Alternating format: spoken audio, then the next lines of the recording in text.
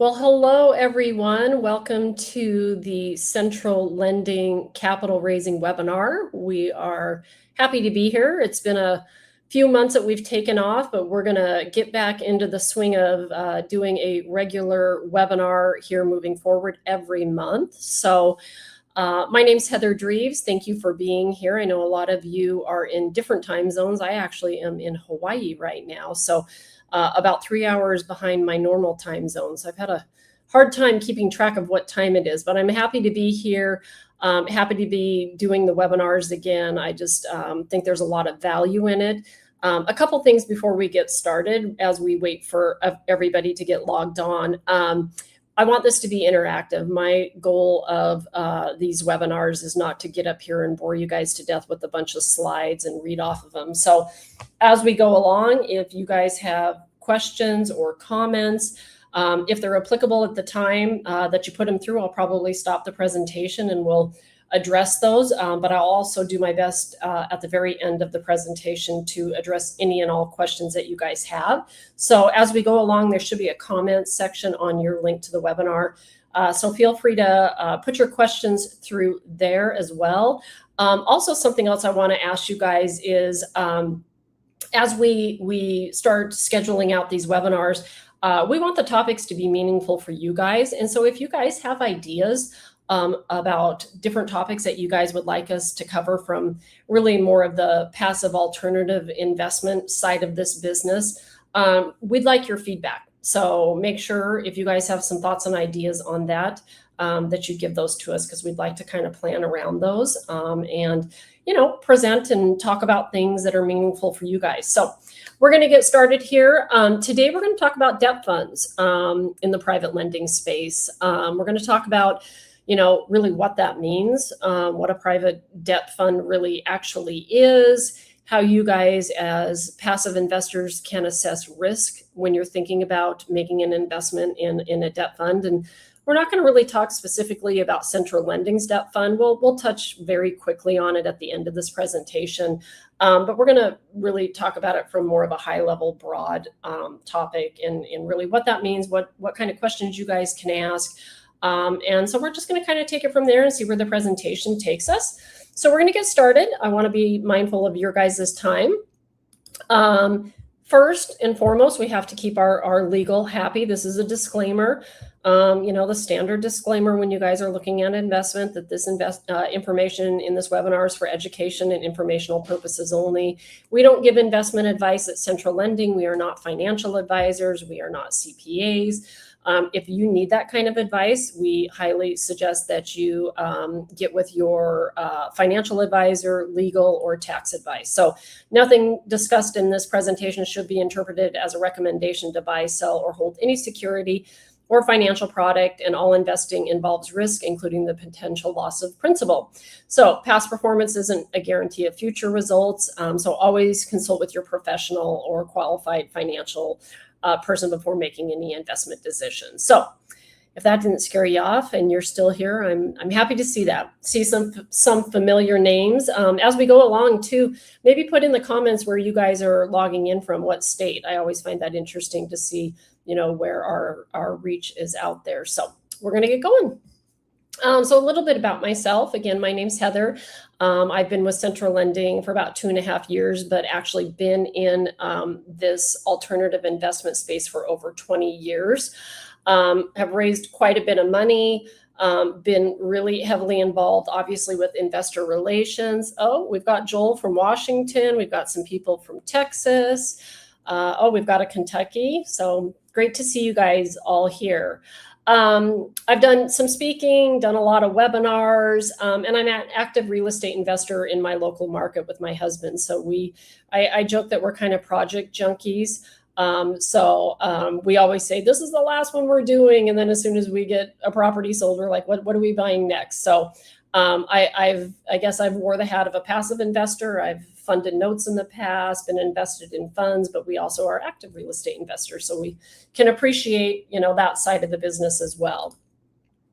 Hey, Brett, great to see you.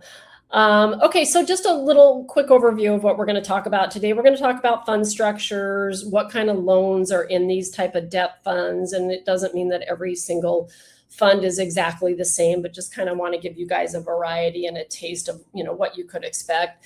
What kind of underwriting goes into originating this type of debt, what your due diligence should be, questions that you should be asking an operator before making investments. We're going to talk about some scary things. We're going to talk about risks. I know a lot of people don't really focus on that. I get a lot of these investors that call me up and they're like, what kind of returns can I get? What can I expect? And what they tend to not ask is, what is the risk? Can I lose my money? What does that look like? What can go wrong?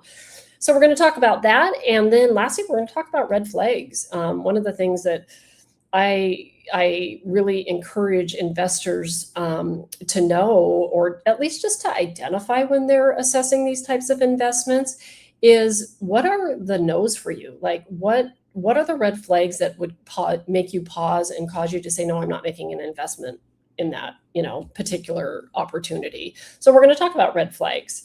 So let's talk a little bit about fund structure. A lot of people hear this terminology and this lingo thrown out there. Well, it's a debt fund. And, what really does that mean? So really what a debt fund is the fund is acting as a bank. So we've got what we call limited partners, we've got GPs, and then we've got borrowers. Those are kind of the three parties that really make the world go round in relation to a debt fund. So limited partners, these are going to be people, sometimes they're individuals that are making personal investments that are, investing their capital into what would be considered an alternative investment. A lot of these funds are not funds that you're going to find that you can invest with through the stock market, through your financial advisor. These are privately managed funds. So the capital that comes into this, they are considered what are called limited partners. So these are individuals, sometimes they're family offices. We have a lot of investors that invest in these type of debt funds with their IRAs. So they've placed their IRAs with what are called self-directed custodians. And they are now managing where they're investing their IRA dollars. Sometimes those come from old 401ks, Roth IRAs, traditional IRAs. We're not going to get too in the weeds. That's probably another good topic to talk about. And then sometimes there's endowments. Mainly we deal with a lot of individuals, sometimes some family offices. And then the second component of a debt fund is what's called the GP, the general partner. And this is what central lending acts as. We manage the fund. We originate the loans that are in our fund. We underwrite them. We service every loan. So a general partner is very hands-on. They're out there finding the assets to originate in the loan, which is how the fund makes money. And they are actually managing those assets for the life of the loan. And then we've got on the other side of the equation, which is as important as our limited partners, is our borrowers. To be really transparent, without limited partners and without borrowers, we don't have a fund to manage.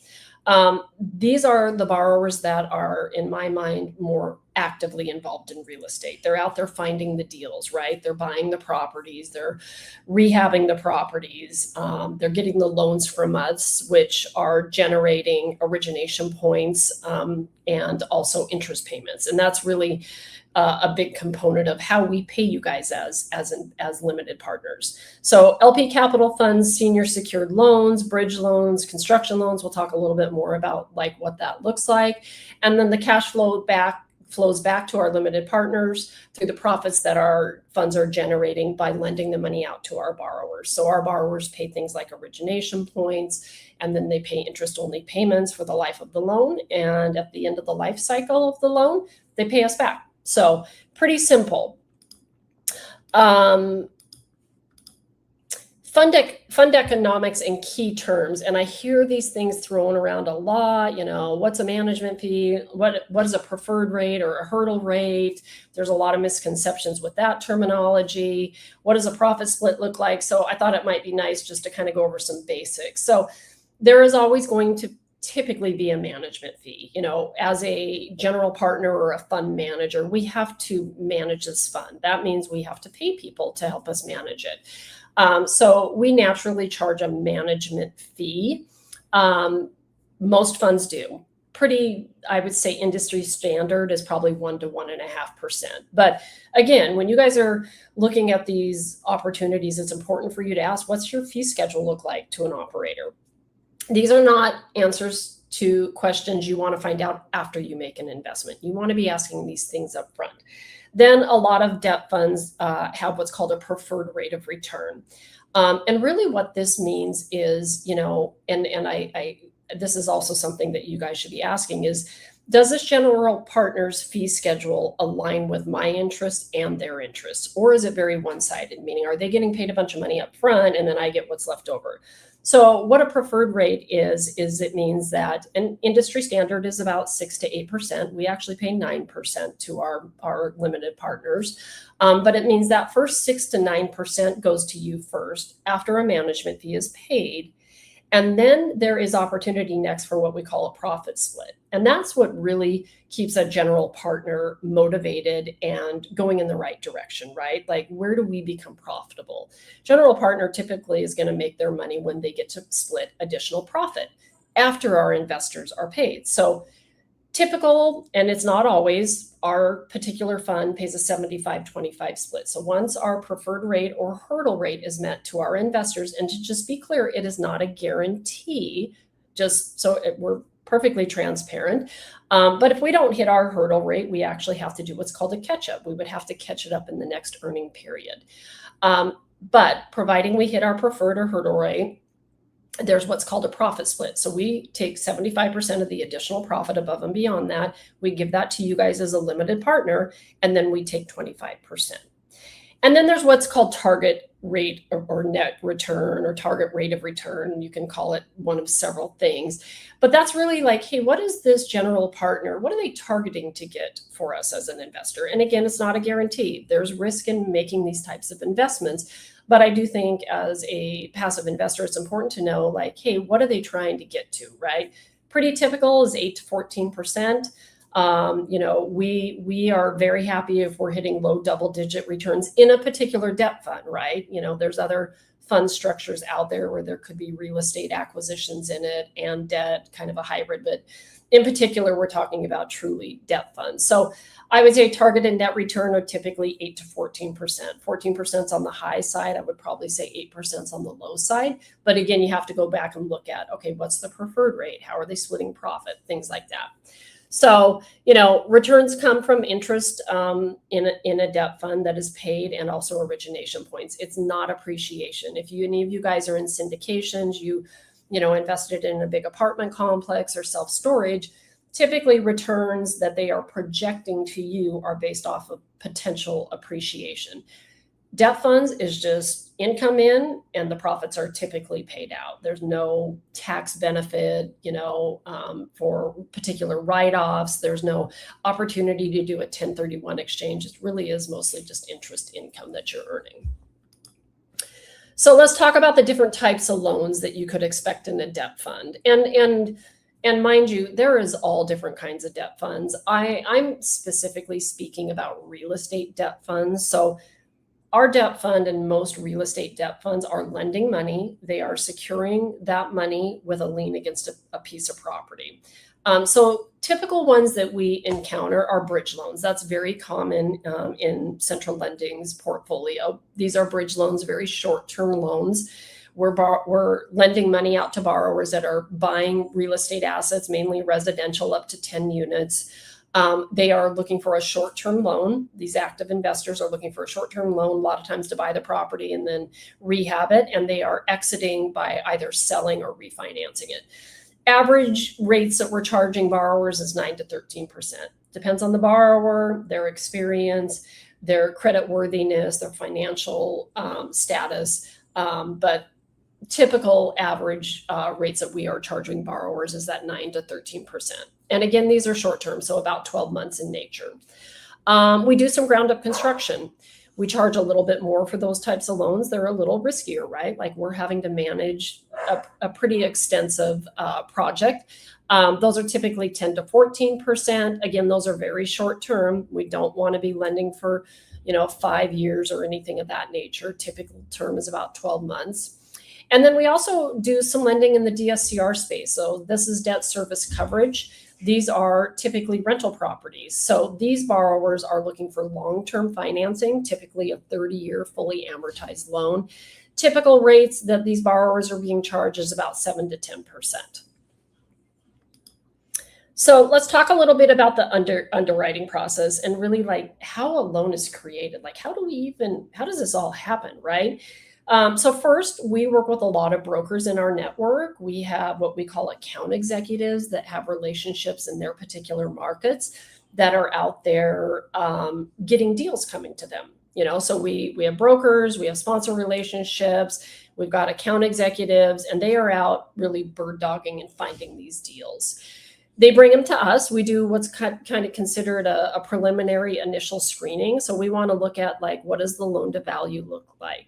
How much are we lending versus how much is that property worth?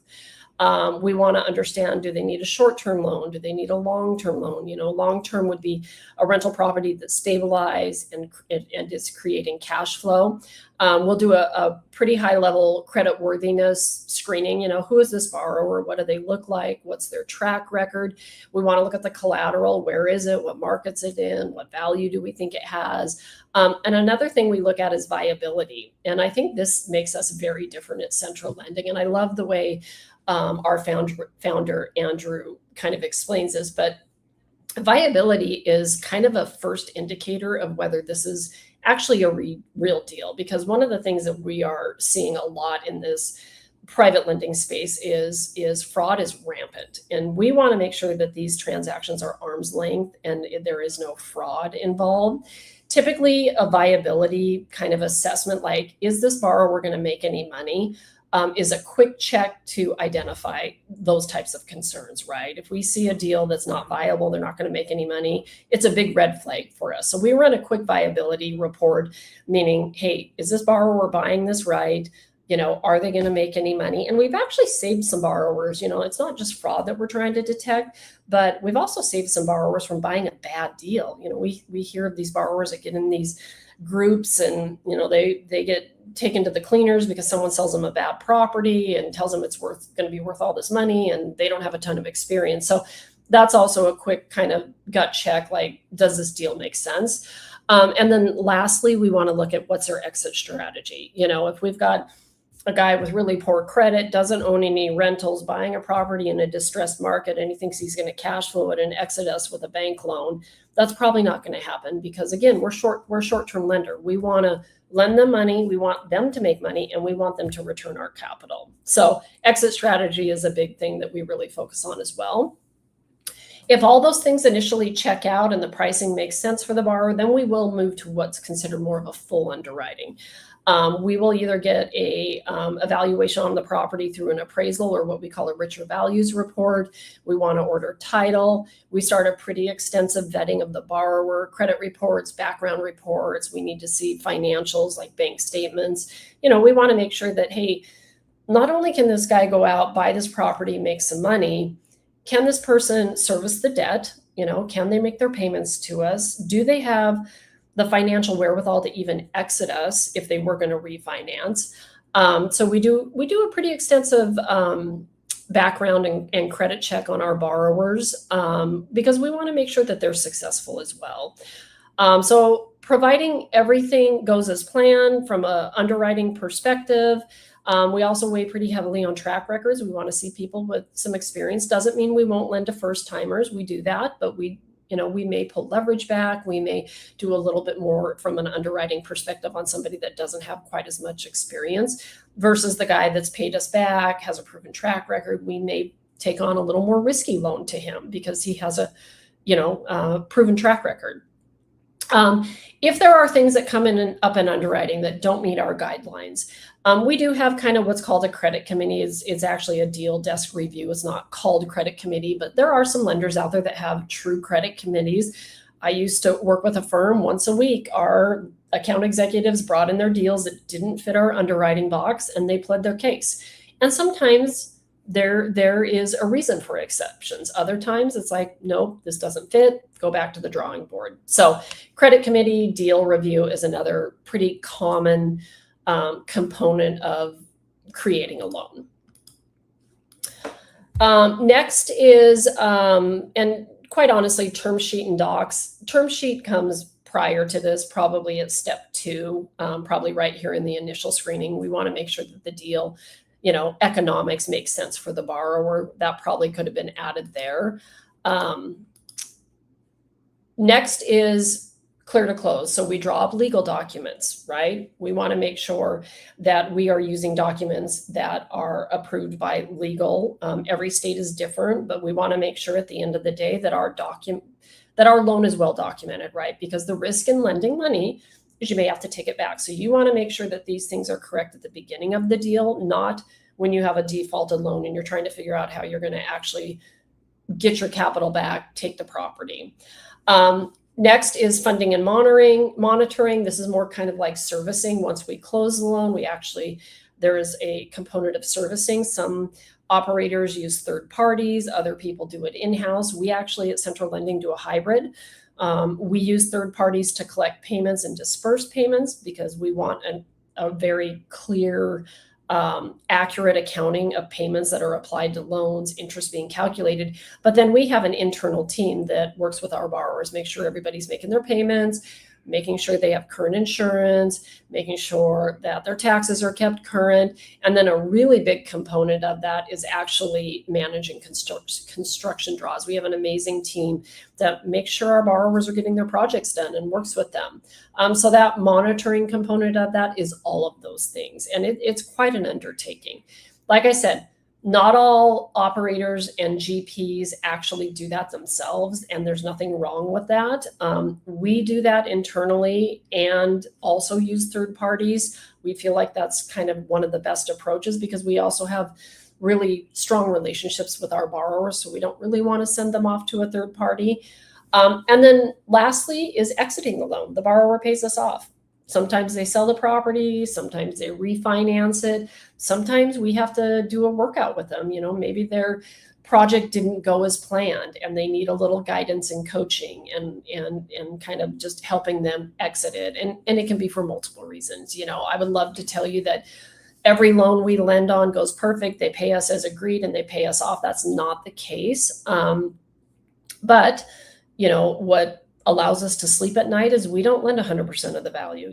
We are lending with equity in these deals with the mindset that if we have to take this back, we can still get out whole and make our investors money. So capital preservation is just really important for Central Lending because they don't all go as planned.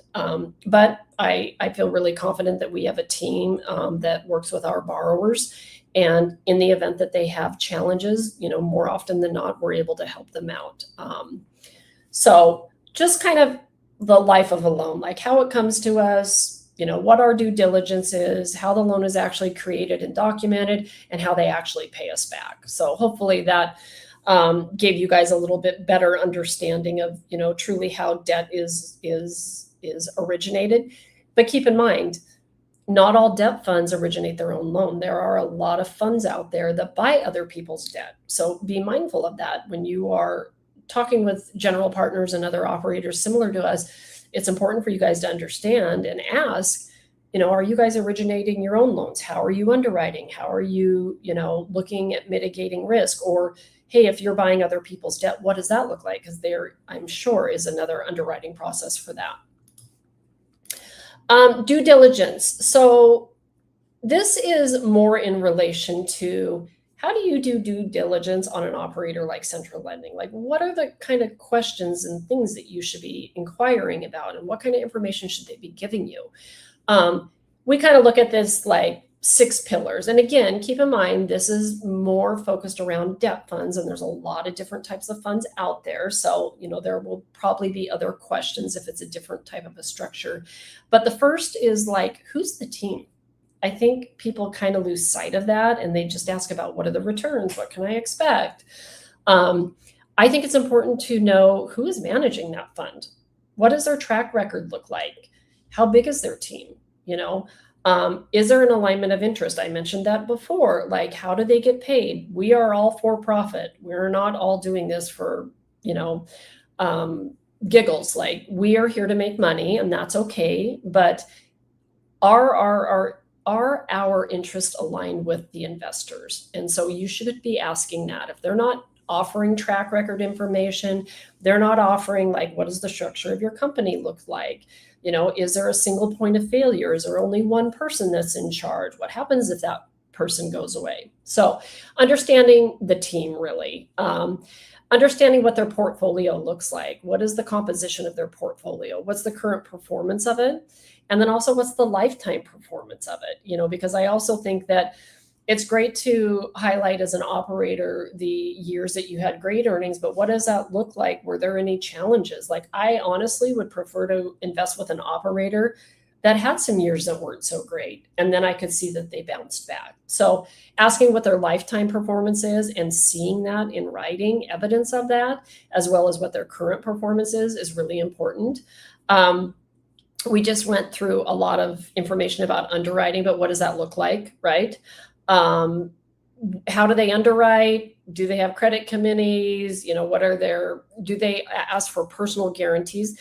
Honestly, like, what are their guidelines? And then that way you can get a real good idea of what their portfolio composition is. I talked about loss mitigation.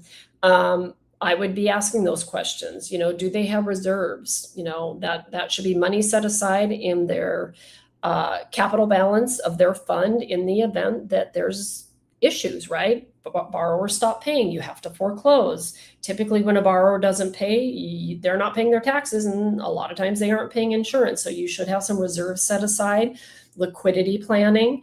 What does it look like from an insurance and liability protection? Are they making sure that those properties are insured? So that's all, again, part of loss mitigation.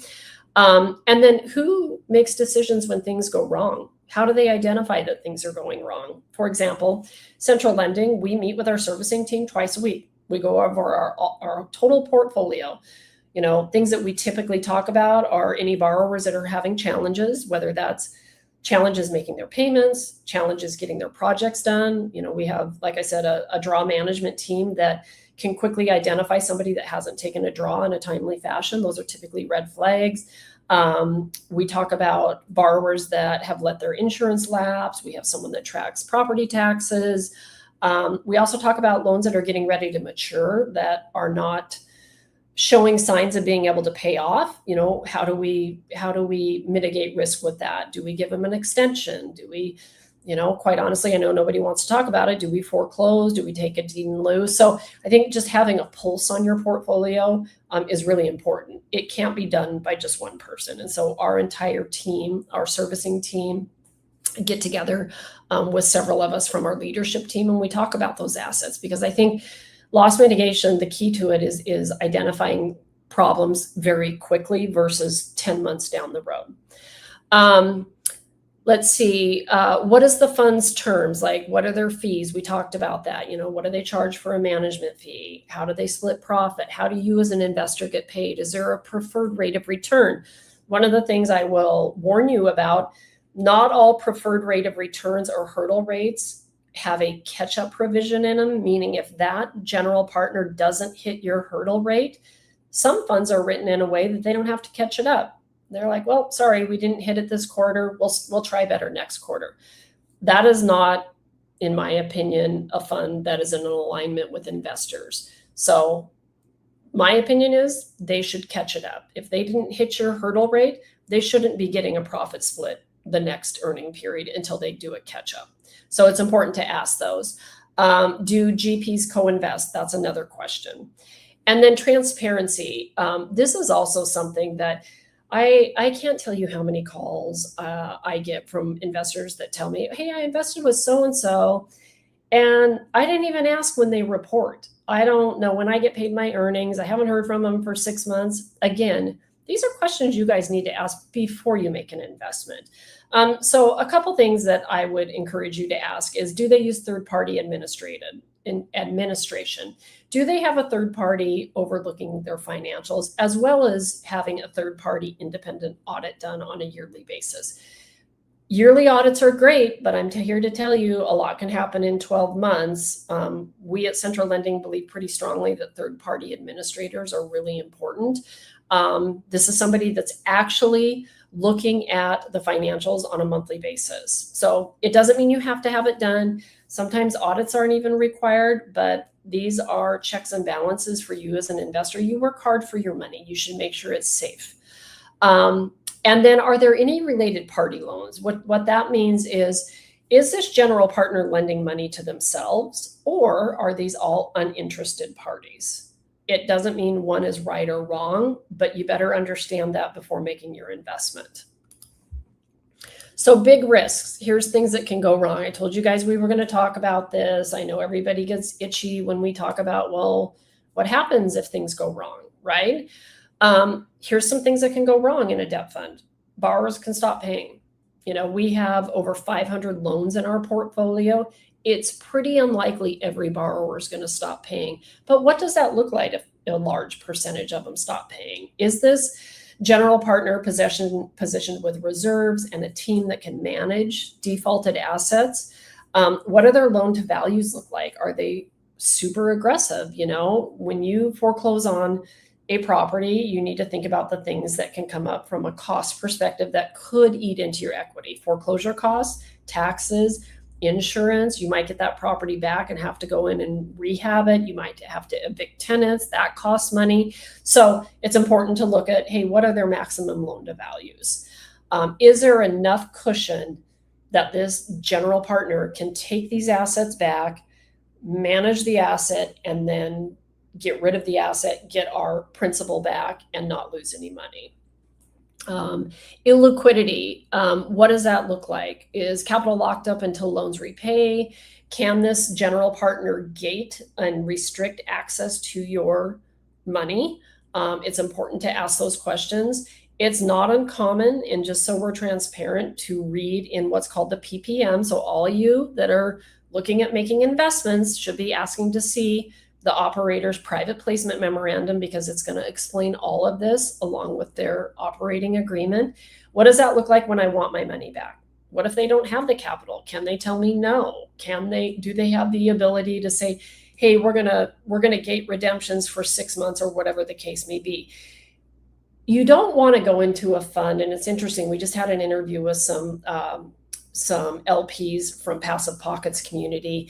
And these people are very seasoned with these types of funds. And what they said is, you want to be investing with an operator. It shouldn't be scary to you that language is in their PPM, because they should be acting on the best interest of the fund, right?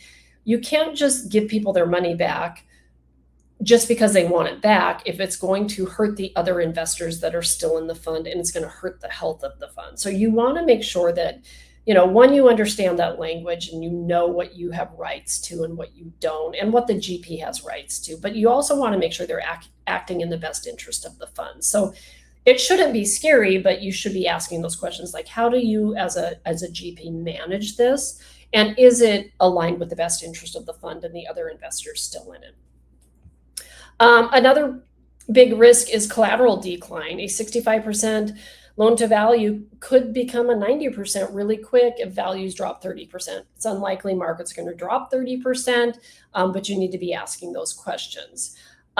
What is the valuation opacity? So, are they doing an evaluation of what the value of the property is prior to closing the loan? Is there a risk for extensions? If people can't get refinances done, there could be a risk that these assets have to be extended. We don't mind extending loans once or twice if they're good borrowers, but that's a conversation you need to have with that GP, is like, how do they look at that? As long as they're paying us, and they're not asking for their 5th or 6th extension, which is usually an indicator that there's a problem, it's understandable that maybe they didn't get it sold. Maybe they didn't get the project done in time. I'm in the middle of a project and it never goes as planned. Also, concentration is a big risk, and this can be 2 different types of concentration. Too much concentration in a particular market.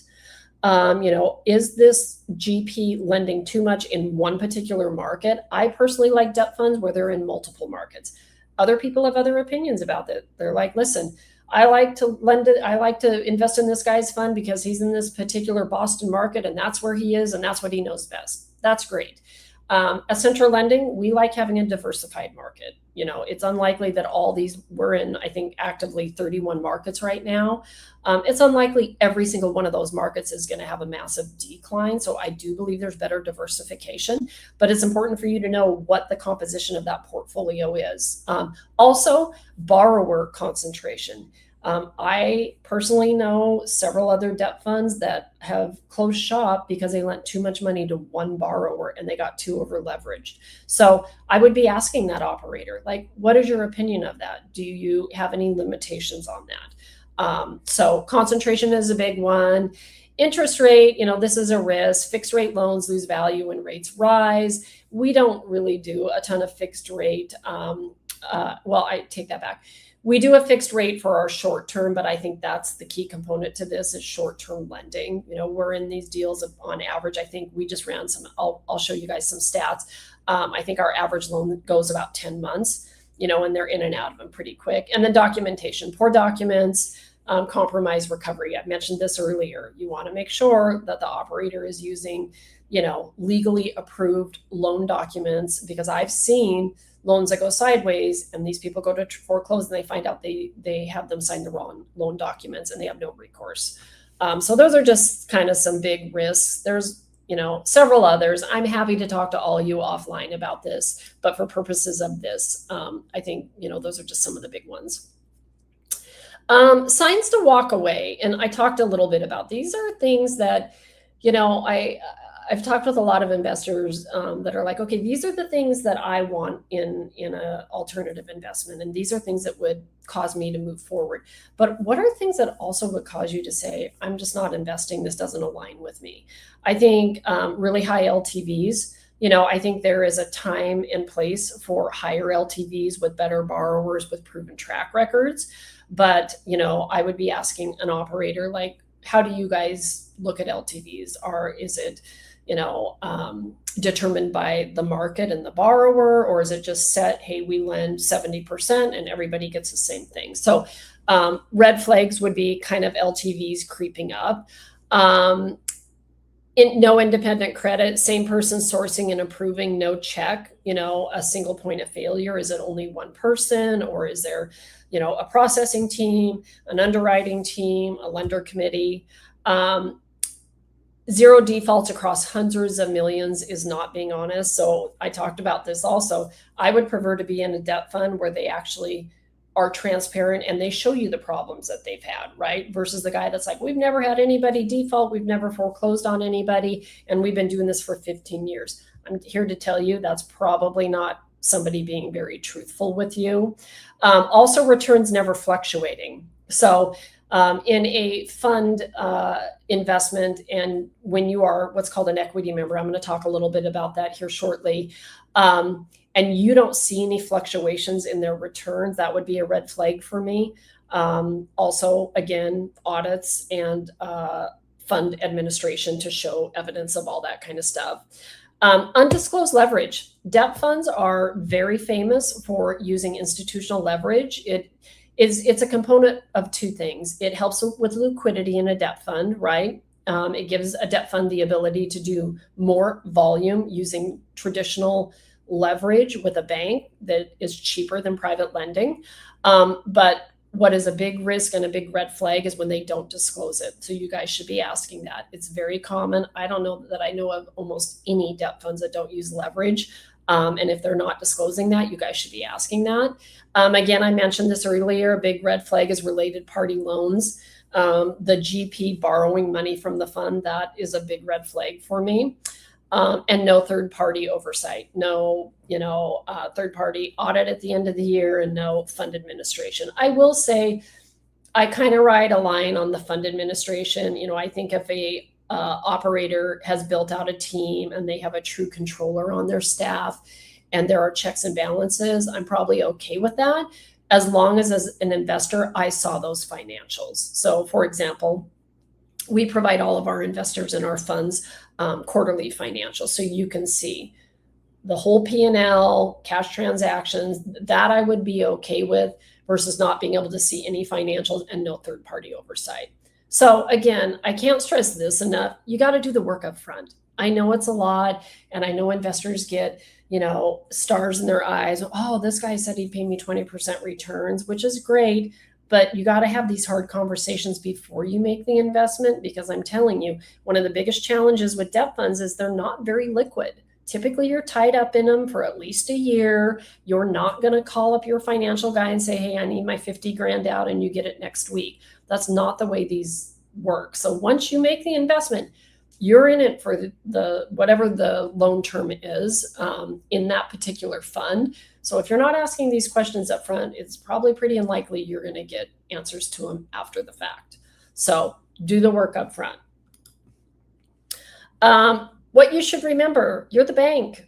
You guys worked hard for your money. A lot of you guys are investing, your retirement dollars, your IRAs, your personal savings, and it's great. Like I love this wave of people investing in alternative investments and the strategy of putting your money to work for you. I personally have a mother-in-law that has lived off her retirement account that is almost completely depleted because she trusted her financial advisor at Wells Fargo, and she has almost exhausted all of her nest egg, versus she could have been putting this in alternative investments 10 years ago and still had her nest egg and living a very comfortable lifestyle. So I'm a firm believer, but it also takes some responsibility on your guys' part as investors to do your due diligence up front. Collateral's everything. Get their offering documents, ask the hard questions. I also firmly believe in the managers, the product. More than anything, you are investing in us at Central Lending, not really technically our fund. You are trusting that Heather and Andrew and Karen and Kate and our underwriting team and our account executives, like that's who you're investing in. So really understand who you're investing in. Ask to see track records. Another thing that I don't think people ask enough for is ask to talk to investors that are already invested with them. That is perfectly okay. I get people from time to time that do that, and ask about their experience. There's nothing wrong with that. And demand transparency. This is another big one. Like, how often do they report? When am I going to hear from Heather and her team? Is it every month? Is it every quarter?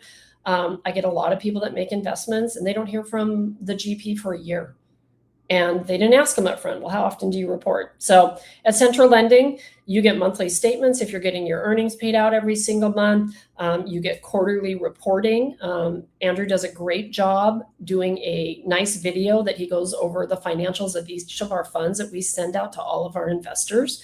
And you're going to hear the good and the bad, and I think that's, as an investor, you should expect that level of transparency and not expect anything less. So these are just some quick stats. This map here, just to kind of give you guys an idea of like the Central Lending portfolio in our debt funds. This heat map, all the white areas are the areas that we're currently lending in.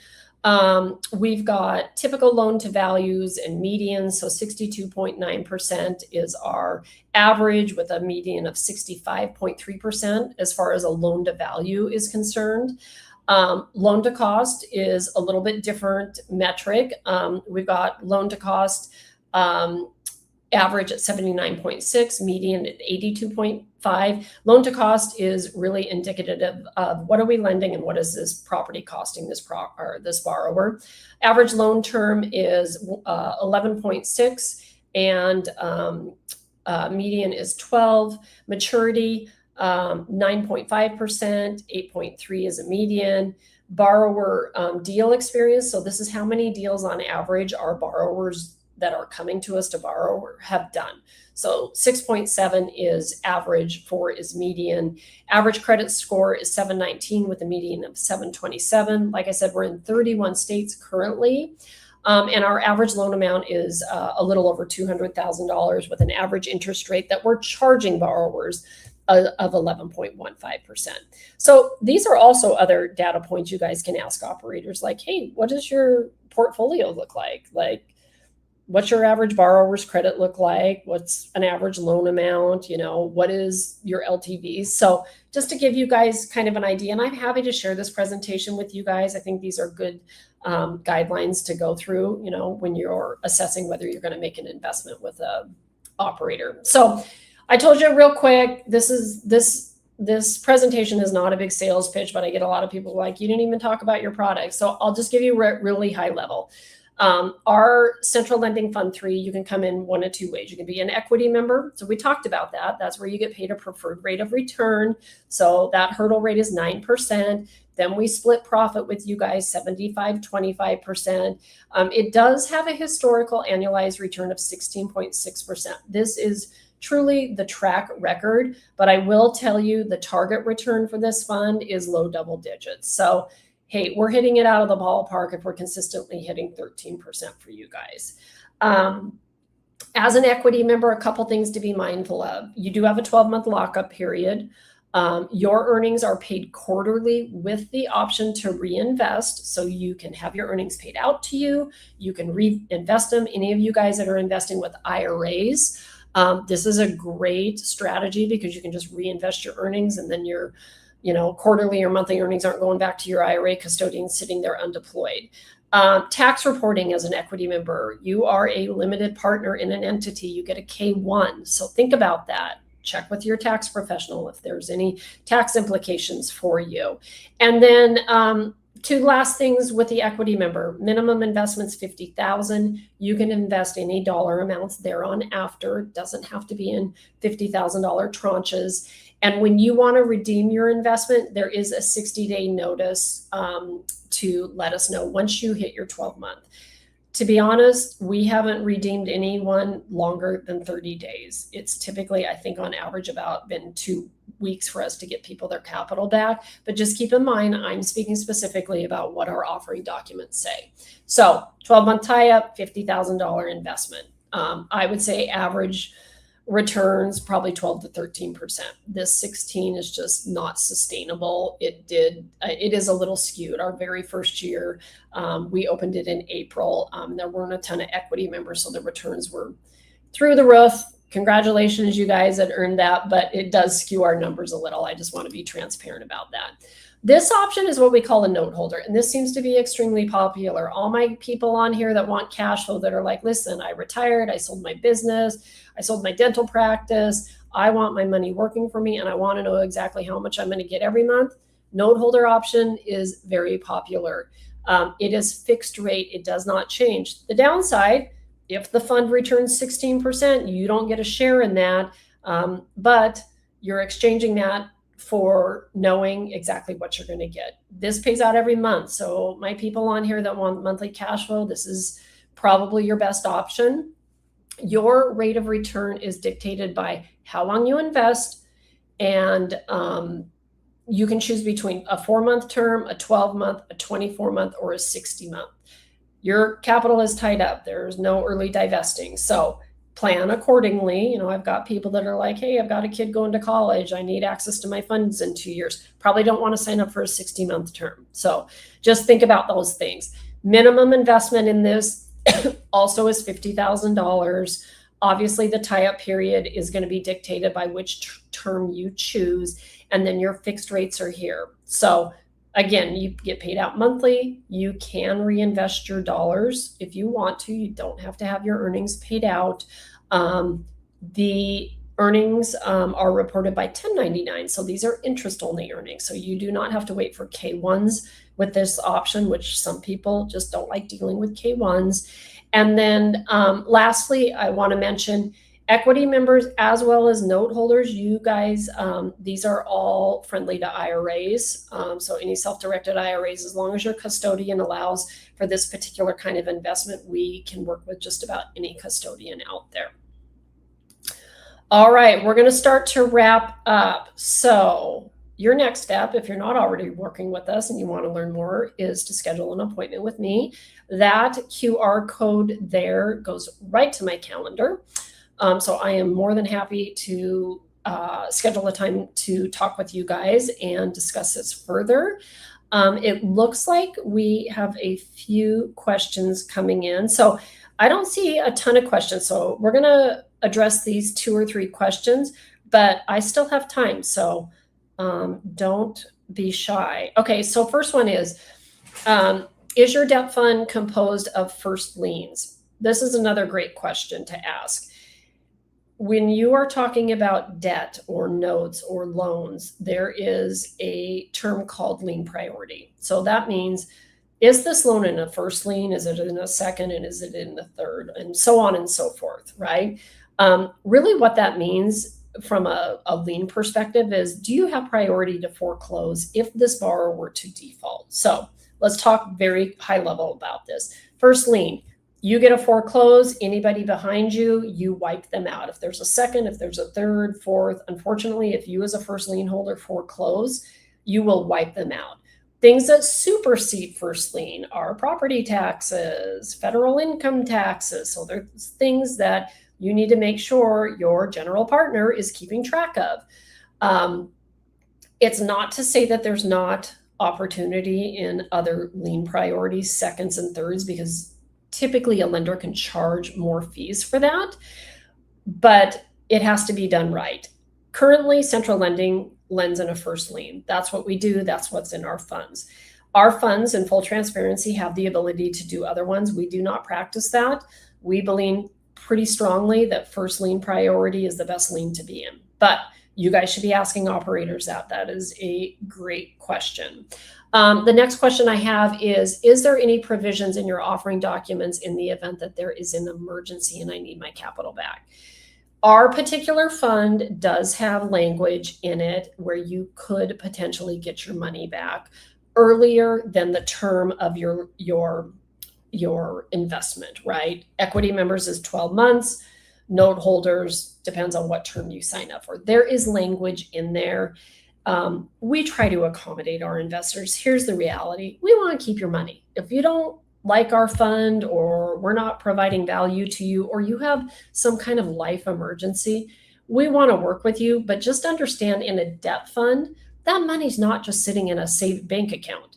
That money, the way that we generate returns for you and we can pay you 12 and 16%, is because we're lending that money out. So we don't have a pile of cash sitting there waiting to divest people and redeem people. We try to work with you, so if you had an emergency situation, there are provisions in our fund documents where you could get your capital back. But understand, it would be a question of whether we have the liquidity. So word to the wise, if you're going to invest in a fund, you better ask how you get your money back and what that looks like. But that's a really good question. Somebody asked about K1s. Can I expect K1s to be distributed in a timely fashion? This is just like a thorn in everybody's side. Understand that K1s are provided and created by our auditor. And understand that financials, so the benefit to using a third party is there's third party oversight, right? It's not someone on Central Lending's team saying, hey, here's the financials and they look right. We want another set of eyes. That is risk mitigation for you as an investor. But the challenge is we are at their mercy. Anybody that works with a CPA firm knows they don't move super quick. They cannot do financials till the year ends, and there is a process to it. So what I would advise you, if getting K1s on time is just a sticking point for you and you don't want to deal with filing an extension, go the fixed rate note holder option. You get a 1099, they're out on time. I cannot guarantee you that you will get your K1 on time because we are at the mercy of our auditors. And more often than not, they're not like a year late, they're not, 6 months late, but they typically are sent out after the tax deadline. So like I said, if that is a sticking point for you, go the fixed rate option. You get a 1099, you don't have to deal with the K1. If you want to go the equity member route because you think you might get higher returns and you believe in Central Lending and our model, and you don't mind getting your K1s late, then that's fine as well. I've got a question. In debt fund, do you hold all loans or do you sell loans to the secondary market? This is a great question. So thank you for bringing this up. What this is referring to is, do we balance sheet our loans? Do we lend money and we hold that note for the life of the loan and then we don't originate more until they pay off? We do not do that. We do that with a small percentage of our portfolio, but I would tell you 80 to 85% of our assets are sold to institutional capital. And really what that means for you as an investor in our fund It allows us to originate more, so we make more origination fees for you guys as fund members. But we also sell the risk off. So we originate that $100,000 loan. We have a capital partner that wants to buy that $100,000 loan. We charge our borrower 11%, and our capital partner is going to buy that $100,000 loan. Our fund gets the 100 grand back. We go originate another loan, but that capital partner buys that $100,000 loan with the understanding that we're going to pay him 9%, and our fund is going to get 2%. So it gets that interest strip. It's a way to create a lot of revenue for the fund and sell the risk off. So this is another way that we reduce risk. We sell the bulk of our assets off. I mean, we have a capital markets team that literally the day after an asset closes is working with one of several. I think we have 4 or 5 capital market partners now that buy our assets. And they are quickly trying to sell that asset off as quick as possible. So again, it mitigates risk. It also allows the fund to make more money. Someone else had a question, average terms to the borrowers, point rate fees. I won't get too far in the weeds. I'd say our average rate, I think I actually showed this on a previous slide, is a little over 11% to our borrower. Probably average points is 2%. It really depends, Rick, on the borrower. I can get you in touch with our sales manager, Isaac. He actually did a webinar a couple weeks ago, and he can probably get you better information. Or you can go to our website at centrallending.com. And you can actually price out a loan there. But those are kind of just average. Like I said, it's really dictated by the borrower, their track record, the market that the property's in, and those kind of things, and the loan product that they want. Great questions. Let's make sure we've got them all. So we're going to do, just on a side note, we're going to do another webinar next month. And so my focus will be on kind of the passive investing side of this business. I know Andrew and Isaac are also going to do a webinar more focused on our borrowers and brokers. You guys are obviously invited to all of it. Like, I think there's tons of value for our passive investors to hear what our sales manager is saying, what our founder Andrew's saying, more about the sales side of things. And so by all means, we encourage you guys to be at all of it. I don't have the date of our next one. I don't know, Camilla, if you're still on here. She might be able to tell you guys the date of our next webinar. I think we're going to do them on the third Thursday of every month, but don't hold me to that. I'll get confirmation of that. If you guys would like the slide presentation, I'm happy to share that with you guys as well. We'll also send a recording out of this, but also I encourage you, invite your family and friends. We want this community to grow, and again, looks like we're going to have another webinar on June 11th, which is the second Thursday. I think that's going to be with our either Andrew or Isaac. And then I know we have another one for the passive investors that I will be actually performing in June as well.